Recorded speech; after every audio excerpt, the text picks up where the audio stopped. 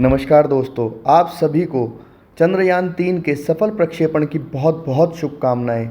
हम सभी जानते हैं कि जब भी कोई व्यक्ति सफल होता है तो उसकी सफलता की बात की जाती है, लेकिन उसके पीछे कितना संघर्ष रहा है इसके बारे में कभी भी कोई जानना चाहता भी है, लेकिन उसे बताने वाला कोई नहीं मिलता। तो आज हम इस चंद्रयान के सफलता के पीछे की कुछ जानकारियाँ देना चाहते हैं।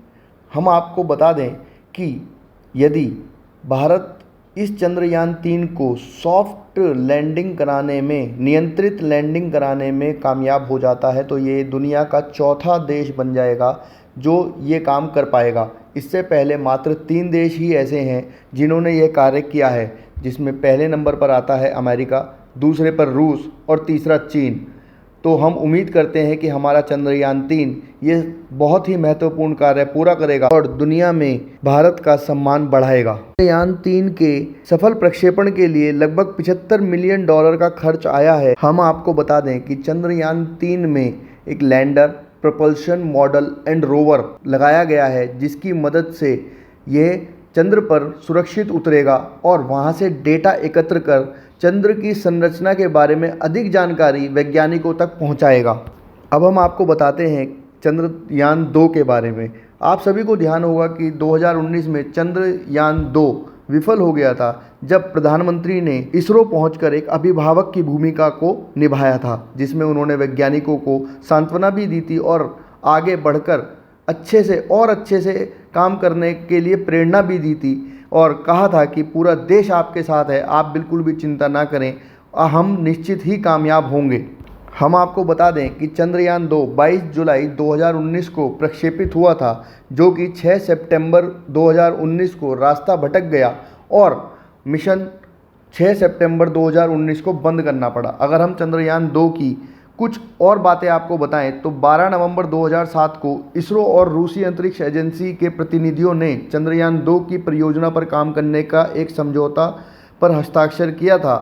यह तय हुआ था कि ऑर्बिटर तथा रोवर की मुख्य जिम्मेदारी इसरो की होगी तथा रोसकोसमोस लैंडर के लिए रूस जिम्मेदार होगा। भारत सरकार ने सितंबर 2008 को प्रधानमंत्री मनमोहन सिंह की अध्यक्षता में केंद्रीय मंत्रिमंडल की बैठक में इस अभियान को स्वीकृति दे दी थी। अंतरिक्ष यान के डिज़ाइन को अगस्त 2009 में पूर्ण कर लिया गया था, जिसमें दोनों देशों के वैज्ञानिकों ने अपना संयुक्त योगदान दिया था।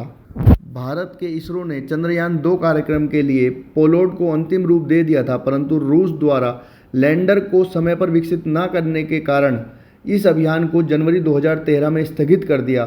फिर अभियान 2016 के लिए पुनः निर्धारित कर दिया गया। अब हम चंद्रयान-1 के बारे में बात करते हैं। अक्टूबर 2008 में चंद्रयान-1 सफल प्रक्षेपित किया गया और सफलतापूर्वक चंद्रमा की कक्षा में नवंबर 2008 में पहुंच गया। वहां से कुछ केमिकल की और कुछ पानी की जानकारियां भारत के वैज्ञानिकों को मिली। जो भी जानकारी वो और ले सकते थे, लेकिन कुछ टेक्निकल परेशानियों के कारण नहीं मिल पाई।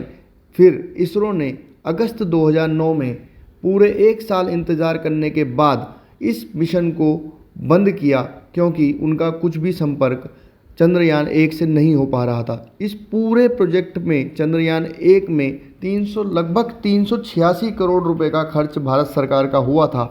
उसके बाद आज के समय की अगर हम बात करें तो भारत दुनिया का सबसे ज़्यादा आबादी वाला देश है और यहाँ पर युवाओं की आबादी भी पूरे देश के मुकाबले भारत में सबसे ज़्यादा है। अगर आप समझ सकते हैं कि पूरे देश की निगाह इस समय भारत के ऊपर है कि भारत का युवा किस दिशा में जा रहा है और यहाँ पर क्या संभावनाएं भविष्य में हो सकती हैं। आज के समय में हर देश भारत के साथ जुड़कर अपनी वैज्ञानिक तकनीकी को बढ़ाना चाहता है और आने वाले समय में हम देख सकते हैं कि और भी ज़्यादा करार होंगे, जिससे कि अंतरिक्ष में भारत की अच्छी ऊंचाइयों को छुआ जा सके। आपको यह जानकारी अच्छी लगी हो तो वीडियो को लाइक करें, चैनल को सब्सक्राइब करें और ज़्यादा से ज़्यादा शेयर करें, जिससे कि सही व्यक्ति तक सही जानकारी पहुंच सके। धन्यवाद।